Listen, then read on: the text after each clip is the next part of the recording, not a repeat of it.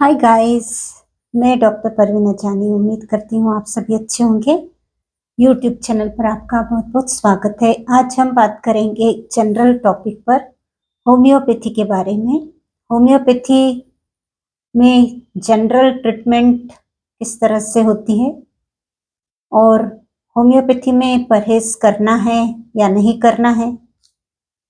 और तीसरा पॉइंट है कि होम्योपैथिक मेडिसिन कितने समय तक लेना पड़ता है। तो ये सारी बातें जनरल कैटेगरी में आती है, तो हम उसी पर आज बात करेंगे। जैसे कि हम देखते हैं कि जो बड़े बड़े हॉस्पिटल्स होते हैं उसमें अलग अलग डिपार्टमेंट होते हैं। तो जब जिस तरह का पेशेंट होता है वहाँ उसे भेजा जाता है। जैसे कि गवर्नमेंट हॉस्पिटल है तो हमको कार्ड बनाना पड़ता है वहाँ पर, और फिर डॉक्टर से कंसल्ट करके और उसके कंप्लेंट्स के हिसाब से वो क्या बताता है पेशेंट, उसके हिसाब से फिर उसे अलग अलग डिपार्टमेंट में भेजा जाता है।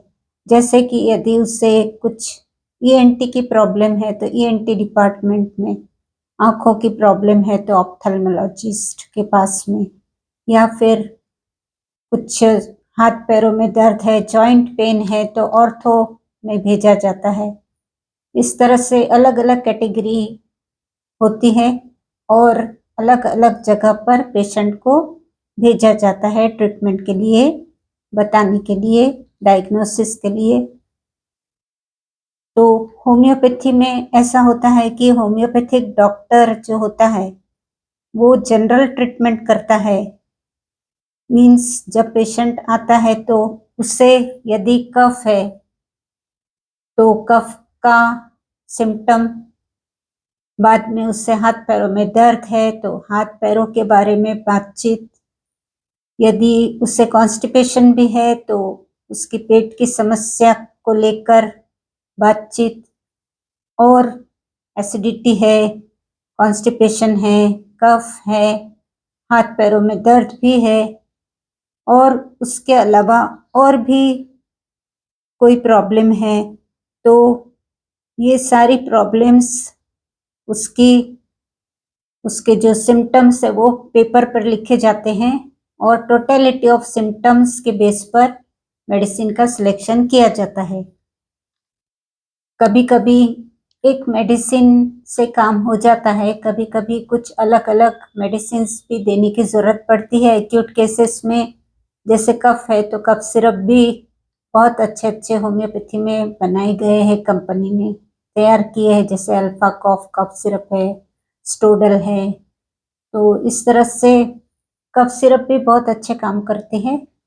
और कॉन्स्टिपेशन है तो फिर उसके लिए भी वाइलेक्स टेबलेट आती है, या फिर कोई ऐसी सिम्टम के हिसाब से नक्सवामी का दिया जाता है, या फिर कोई और भी मेडिसिन दी जा सकती है।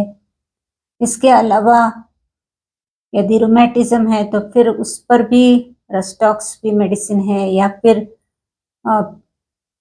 श्वाबे की है, नहीं बैक्सन कंपनी की है, रूमेड करके टैबलेट आती है।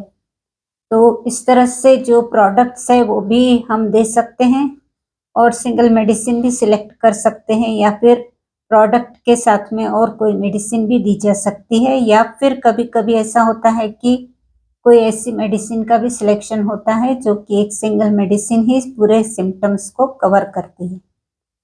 तो इस तरह से ये जनरल ट्रीटमेंट होती है। ऐसा नहीं होता है कि हाथ पैर दुख रहे तो और किसी डॉक्टर के पास जाना है, या फिर पेट की तकलीफ है तो और किसी डॉक्टर को दिखाना है। यानी स्पेशलिटी होती है, पर होम्योपैथी में टोटलिटी ऑफ सिम्टम्स देखकर मेडिसिन का सिलेक्शन होता है। ये एलोपैथी से बिल्कुल अलग है।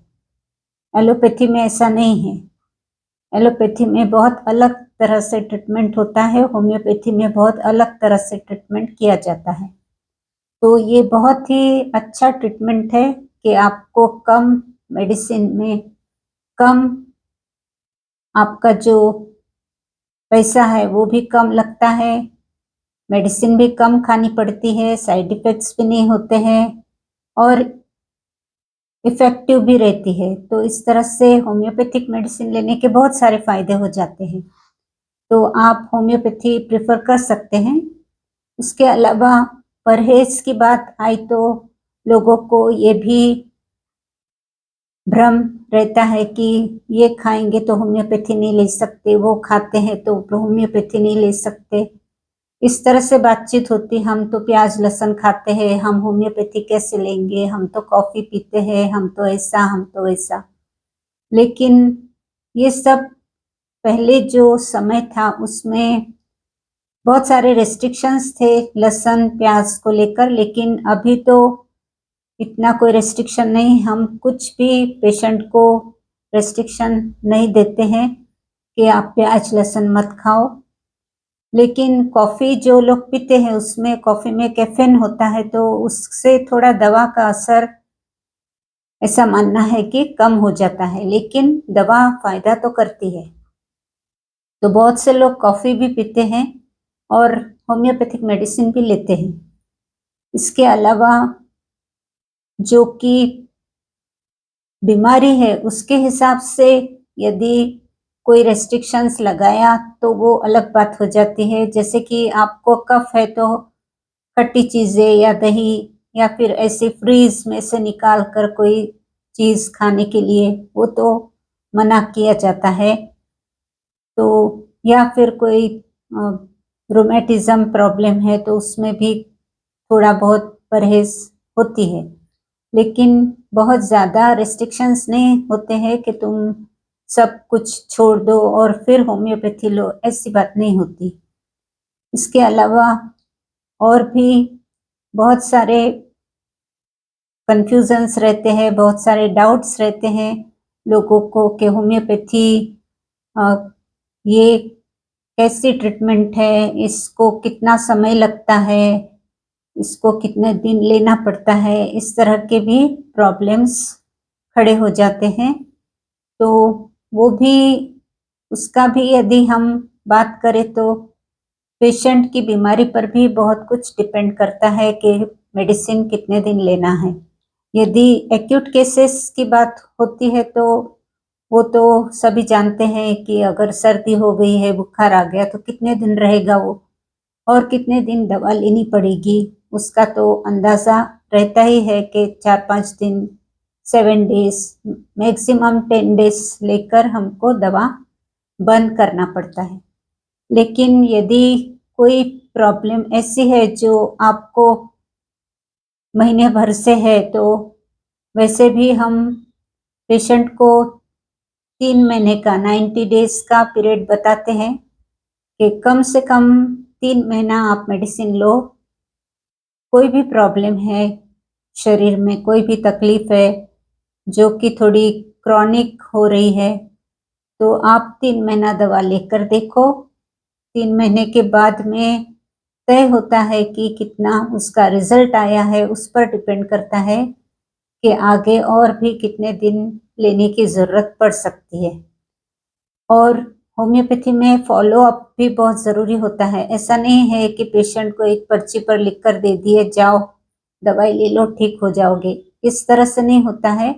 होम्योपैथी में फ़ॉलो करना पड़ता है, जैसे कि पेशेंट को 15 दिन की यदि दवा देते हैं, तो 15 दिन के बाद पेशेंट को डॉक्टर से मिलना ज़रूरी होता है, क्योंकि या तो फ़ायदा हुआ है या नहीं हुआ है, दोनों केस में पेशेंट को डॉक्टर से मिलना ज़रूरी है, ताकि पेशेंट अपनी बात कर सके और यदि डॉक्टर को दवाई चेंज करना पड़े तो दवा भी चेंज की जा सकती है या फिर उसकी पोटेंसी भी बढ़ाकर दवा को कंटिन्यू किया जा सकता है। तो ऐसी बहुत सी बातें होती है, इसलिए होम्योपैथी जब लेते हैं तो आपको बार-बार डॉक्टर से मिलना पड़ता है और थोड़े-थोड़े दिनों में फ़ॉलो करना पड़ता है, तब वो बीमारी जाके पूरी तरह से ठीक होती है।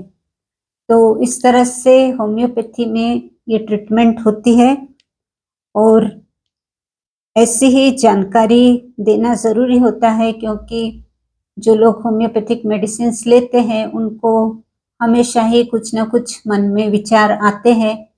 कभी-कभी डॉक्टर्स बहुत बिजी होने की वजह से ये सब बातें बहुत डिटेल में बताते नहीं, इसलिए वीडियो यदि आप देखते हैं तो आपको जानकारी मिलती रहती है। तो इस तरह की ये जानकारी थी। और वैसे भी कुछ-कुछ चीज़ें ऐसी है जो सेहत के लिए बिल्कुल भी ठीक नहीं है, जैसे कि स्मोक करना है, तो स्मोकिंग से भी बहुत सी प्रॉब्लम्स आती है। वो पता नहीं चलता, लेकिन स्मोक करने से उसके जो बुरे परिणाम हैं वो होते रहते हैं। तो वो सेहत के लिए तो अच्छी नहीं है, तो डॉक्टर तो ये नहीं कहेगा कि स्मोक आप कर सकते हो। या फिर अल्कोहल लेने की जो हमेशा की हैबिट है, वो भी ठीक नहीं है। तो उससे भी तो कोलेस्ट्रॉल बढ़ता है, लीवर खराब होता है, आपका पूरा लाइफ ही स्पॉइल हो जाता है, तो फिर आप उसे ना ले तो ही बेहतर होता है। तो इसलिए ये चीज़ें जो हानिकारक है, वो आप भी जानते हैं कि ये चीज़ें सेहत के लिए हानिकारक है, तो वो डॉक्टर से पूछने की ज़रूरत नहीं है, आपको खुद होकर इसे सब कुछ छोड़ना ज़रूरी है। तो ये जानकारी आज मैंने आपको दी, उम्मीद करती हूँ आपको वीडियो पसंद आएगा। तो वीडियो को शेयर कीजिए, लाइक कीजिए, कमेंट कीजिए। चैनल पर नए हैं तो चैनल को भी सब्सक्राइब कर लीजिए। तो मिलते हैं फिर ऐसे ही वीडियो के साथ में, तब तक के लिए आप मस्त रहिए, स्वस्थ रहिए और चैनल को भी सब्सक्राइब करते रहिए। यदि नहीं किया है तो कर लीजिए। Thank you.